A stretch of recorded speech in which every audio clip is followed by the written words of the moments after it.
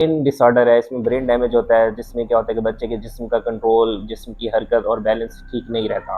بچے کی گردن کا کنٹرول نہ کرنا، بچے کے جسم میں اکڑاؤ ہو جانا، بچہ بیٹھ نہیں پا رہا ہوتا، بیڈ پہ رول نہیں کر رہا ہوتا، کرالنگ نہیں کر پا رہا ہوتا، گرپ نہیں کر پا، پری میچور برتھ یعنی بچہ اپنی ایج سے پہلے پیدا ہو جانا، یعنی 9 ماہ سے پہلے ڈلیوری ہو جانا، یا اس کی علامات کو پہچانیں اور بچوں کو وقت پہ چیک اپ کرا لیں۔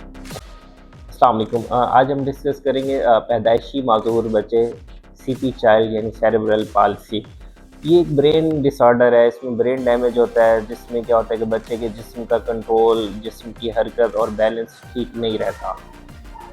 پیرنٹس کو چاہیے کہ بچوں کے مائل سٹون پہ نظر رکھا کریں، یا ہمیں بھی چاہیے کہ آس پاس بچوں پہ فوکس کریں تاکہ ہمیں کچھ علامات کا آئیڈیا ہو۔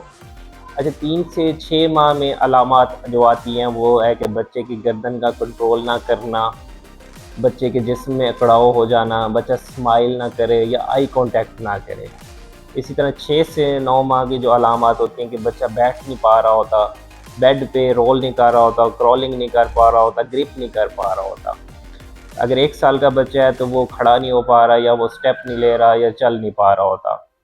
تو اسی طرح سٹیپ وائز 2 سال تک مختلف علامات ہوتی ہیں۔ اچھا، ایک چیز میں فرق ہوتا ہے کہ ایک ڈیلیڈ مائل سٹون بچے ہوتے ہیں اور ایک سی پی چائلڈ ہوتے ہیں۔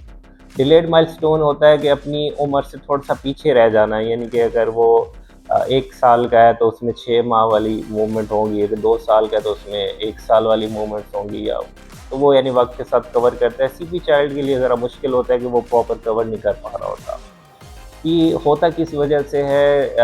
اس کی وجوہات میں سے کہ پری میچور برتھ یعنی بچہ اپنی ایج سے پہلے پیدا ہو جانا، یعنی 9 ماہ سے پہلے ڈلیوری ہو جانا، یا ڈلیوری کے دوران آکسیجن کی کمی ہو جانا، یا کوئی کویک ہے، ناڑی ہے جس کو ڈلیوری نہیں آتی تو اس میں لمبا یعنی کہ وہ مس ہینڈل کر لیتا ہے، اور کوئی برین انفیکشن ہے بچے کو، یا جو وراثتی بھی چلتے ہیں کچھ فیملیز میں نا، یہ ایشوز ہے۔